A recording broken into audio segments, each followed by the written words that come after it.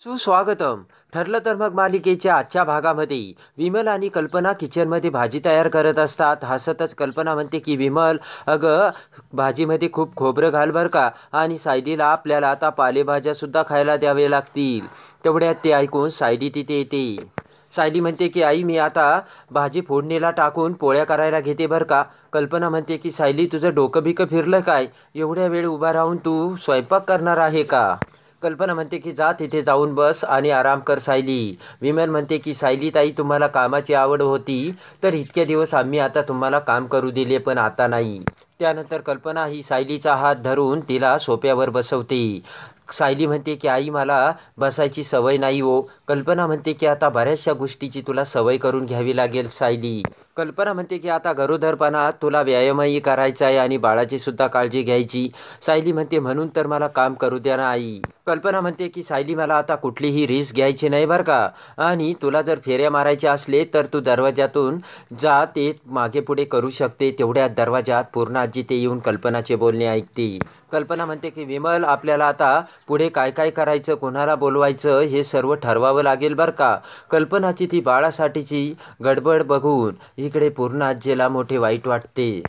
तर सायली विचार करते की देवा, हे काय होऊन बसलंय, आणि आईला कुठलंही दुःख न देता तू यातून बाहेर काढ. इकडे आता चैतन्य आणि अर्जुन कामावर येण्यासाठी कारमधून जात असतात. चैतन्य म्हणतो की अलीकडे कामावर तुझं लक्षच नसतं अर्जुन, तुला काय आता केस हारायला सुरुवात करायची का?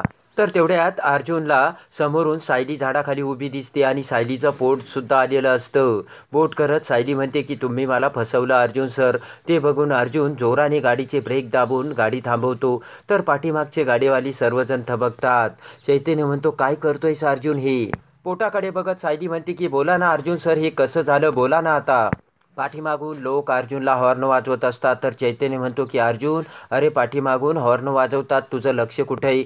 तर एक बाईकवाला उतरून लगेच अर्जुन समोर येतो.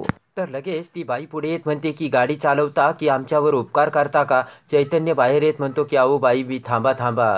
तेव्हा बाई म्हणते की त्यांच्यासोबत नका बोलू, माझ्यासोबत बोला. तर इकडे अर्जुनला डोळ्यासमोर येत असते की सायली बोट करत त्याला म्हणते की तुम्ही माझे गुन्हेगार आहात. पोटाकडे बोट दाखवत सायली म्हणते की माझ्यासोबत जे घडलंय ना, ते आता निस्तारणार कोण? तर अर्जुन अवाक होऊन बघत असतो. तर सायली म्हणते की सांगा ना, बोला आता, ह्या पोटाचं कसं निस्तरायचंय? तर लगेचच अर्जुन म्हणतो की तुमचा काहीतरी गैरसमज झालाय सायली. अर्जुन म्हणतो की आरडाओरडा करू नका. तर तेवढ्यात ती बाई म्हणते की काय बोलताय तुम्ही आणि कोण मिस सायली? तर चैतन्यमध्ये येत म्हणतो की बाई, तुमच्या गाडीला काही झालं नाही तेव्हा तुम्ही जा आता. त्यानंतर ती बाई तिच्या नवऱ्यासोबत निघून जाते. तर चैतन्य अर्जुनला म्हणतो की गाडी साईडला घे.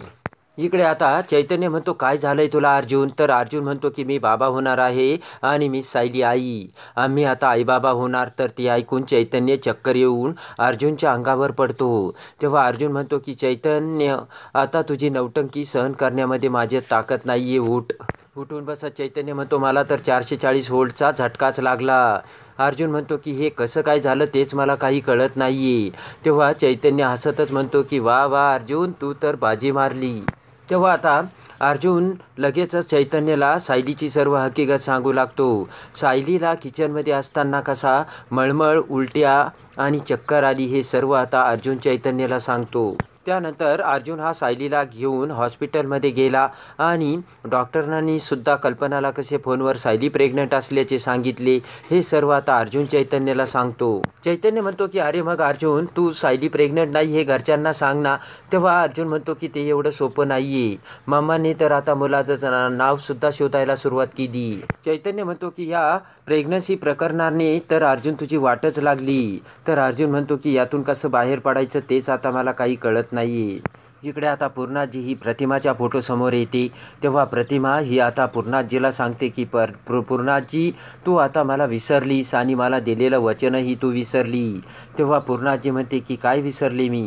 पूर्णाई म्हणते मी काहीही विसरलेले नाहीये. तर प्रतिमा म्हणते मग माझ्या मुलीला या घरात तिच्या हक्काची जागा का मिळत नाहीये?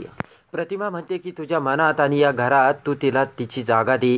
तर पूर्णाजी अस्वस्थ झालेली बघून दरवाजातून प्रताप तिथे येतो आणि म्हणतो काय झालं पूर्णाजी? पूर्णाजी प्रतापला म्हणते की परिस्थिती जर वेगळी असती तर मला कल्पना एवढाच आनंद झाला असता, पण आता मी कात्रीत सापडल्यासारखे झाल्याचे मला वाटतंय. पूर्णाजी म्हणते की एकीकडे मनही भरून येतं आणि दुसरीकडे प्रतिमाला दिलेलं वचनही आठवतं. पूर्णाजी म्हणते की मी सायलीला कधी स्वीकारलं नव्हतं. ती अर्जुनची बायको होऊन या घरी यावी असंही मला वाटत नव्हतं. पण आता मी माझ्या नातवाकडे कसं तोंड फिरवू रे प्रताप. इकडे आता सायली ही देवी आई समोर येत हात जोडते आणि म्हणते की देवी, माझी अग्निपरीक्षा का घेतेस? मला माहीत आहे की अर्जुन सर आणि मी खोटं बोलतोय. सायली म्हणते की मला कुणालाच दुखवायचं नव्हतं, पण परिस्थिती त्यावेळची तशी होती म्हणून आम्हाला कॉन्ट्रॅक्ट मॅरेज करावं लागलं. सायली म्हणते की आज जरी जगासाठी आम्ही नवरा बायको असलो तरी एका खोलीत राहूनही आम्ही कधी चुकीचं पाऊल उचललं नाहीये. सायली म्हणते की तेव्हा देवी आई, तू माझी ही अशी परीक्षा का बघतेस? इकडे प्रताप म्हणतो की पूर्णाजी, जी अवस्था मी समजू शकतो, पण आपण काय करू शकतो सांग ना तू. प्रताप म्हणतो की अर्जुन जे वागलाय ना ते मला सुद्धा पटलेलं नाहीये आणि अर्जुनचे लग्न देखील मला आवडलेले नाहीये. पण आता आपण काय करू शकतो? आपण अर्जुनला जो त्रास दिला तो त्याच्या बाळाला तर नाही देऊ शकत ना आपण. तर पूर्णाजी म्हणते की मग मी प्रतिमाला काय उत्तर देऊ? पूर्णाजी म्हणते की प्रतिमा माझ्या स्वप्नात आली होती आणि माझ्या मुलीला तिचा मान दे असं तिने मला सांगितलं. तेव्हा प्रताप म्हणतो की जेव्हा तुला प्रतिमा भेटेल तेव्हा असं काहीच बोलणार नाहीये, ही फक्त तुझी स्मृती आहे. प्रताप म्हणतो की अर्जुनच्या बाळावर सुद्धा तू तितकंच प्रेम करायचं पूर्णाजी, आणि जे आपल्या हातात नाही त्याचा कशाला एवढा विचार करतेस पूर्णाई. प्रताप म्हणतो की सायली या घरात आली ना ते मला कधीच आवडलं नाही, पण याची शिक्षा आपण त्याच्या बाळाला कशी द्यायची? आपण सुद्धा अर्जुनच्या बाळाचं तितक्याच आनंदाने स्वागत करूया. प्रताप म्हणतो की अगं सुभेदारांच्या घरी कित्येक वर्षांनी पाळणा हलणार आहे, तेव्हा तर मी ठरवलंय मी आता एक पाऊल मागे घेणार. तर पूर्णाजी प्रतापकडे बघू लागते. प्रताप म्हणतो की मला सुद्धा असंच वाटतंय की तू सुद्धा हेच करावं पूर्णाजी, करशील ना तू? तर पूर्णाजी प्रतापकडे बघू लागते. इकडे आता कल्पना ही बाहेरून भाजी घेऊन येते, तर हात जोडत असलेली सायली तिच्या लक्षात येतं की दूध तर गॅसवर तसंच राहिलं. विचार करून सायली ही किचनकडे पळू लागते, तर पाठीमागून कल्पना मोठ्याने ओरडत म्हणते की सायली. तेव्हा सायली ही जागीच थबकते, तर पळत येत कल्पना म्हणते की सायली, तुला सांगितलं ना कुठं पळतेस असं. तेव्हा सायली ही कल्पनाकडे बघू लागते. त्यानंतर कल्पना सायलीला खाली बसवत म्हणते की अगं सायली, तू आता 2 जीवाची आहे, अशी धावपळ करू नकोस. तेव्हा तू असा धसमुसळेपणा करायचा नाही बरं का. आता फक्त तू तुझा नाही विचार करायचा. तेवढ्यात अस्मिता दरवाज्यात येऊन कल्पनाचे ते बोलणे ऐकत असते. सायली म्हणते की दूध वर चाललं होतं म्हणून मी धावले. तर कल्पना म्हणते थांब मी बघते. तर गॅस ऑलरेडी बंदच असतो. कल्पना म्हणते की तू ज्याच्यासाठी धावत होती ना तो गॅस ऑलरेडी बंदच होता सायली. तेव्हा कल्पनाचे ते प्रेम बघून सायली विचार करते की आई एवढी माया करू नका, कारण मला ऑलरेडी खूप अपराध्यासारखं वाटतं. त्यानंतर आता सायली ही बेडरूममध्ये येते. अर्जुनसुद्धा आता बेडरूममध्ये असताना दोघेही आता त्या प्रेग्नन्सीचाच विचार करत असतात. दोघांचेही चित्त ताऱ्यावर नसते आणि आता काय करायचं, यातून कसा मार्ग काढायचा असे म्हणत दोघेही एरझाऱ्या मारत असतात. त्यानंतर दोघेही एकाच वेळी म्हणतात की मला काय वाटतंय. तर सायली म्हणते काय वाटतंय तुम्हाला? तर आता दोघेही चिडचिड करू लागतात आणि एकमेकांसोबत भांडू लागतात. सायली म्हणते की माझ्यावर काय चिडचिड करताय तुम्ही? चिडचिड करून काय प्रश्न सुटणार आहे का? आपण दोघं कधीच एकत्र आलो नाही आणि तरीसुद्धा डॉक्टरांनी प्रेग्नन्सीचा कसा रिपोर्ट दिला असे सायली आता अर्जुनला बोलते. सायली म्हणते की अहो, जी गोष्ट विज्ञानाला शक्य नाहीये ती गोष्ट शक्यच कशी झाली? सायली म्हणते की विमलताई आणि आईंना माझ्यासाठी काय करू नी काय नाही असं झालंय. मला तर ऑलरेडी खूप टेन्शन आलंय अर्जुन सर.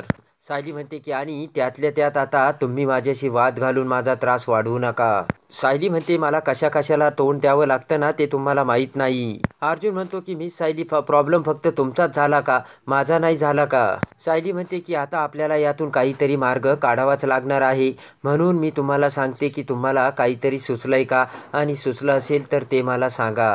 अर्जुन म्हणतो की अहो, आता माझं डोकं चालत नाही आणि मला काही सुचलं नाही. तुम्हाला काही सुचलंय का? तर सायली सुद्धा म्हणते नाही. सायली म्हणते की यातून कसं बाहेर पडायचं तेच काही कळत नाही, आणि आता आपण जर यातून सुटलं नाही तर पुढं काय करायचं. तेव्हा अर्जुनला सुद्धा मोठा धक्का बसतो. इकडे आता अस्मिता अजून एक भयानक डाव खेळते आणि एक चिठ्ठी लिहून ती किचनमध्ये ठेवते. तेवढ्यात सायली ती चिठ्ठी वाचू लागते. त्यामध्ये लिहिलेले असते की मी मंदिरात जाऊन येईपर्यंत तू माझ्यासाठी तांदळाची उकड करून ठेव. तेव्हा सायली विचार करते की पूर्णाईने आईंसाठी अशी चिठ्ठी का लिहून ठेवली असेल? कदाचित आई कामात असतील. तर लगेचच सायली ही तांदळाची उकड करायला लागते आणि तांदूळ घेण्यासाठी सायली स्टूल उभा करते आणि त्याच्यावर उभा राहते. थोड्यात अस्मिता पाठीमागून येऊन जोराने सायलीच्या पायाखालचा स्टूल काढून घेते. लगेचच सायलीचा तोल जाऊन सायली खाली पडू लागते. तर आता पडत असलेल्या सायलीला अर्जुन कसे वाचवतो हे बघण्यासाठी आणि ठरलं तर मग मालिकेच्या डेली अपडेटसाठी आपल्या चॅनलला लाईक करा, सबस्क्राईब करा.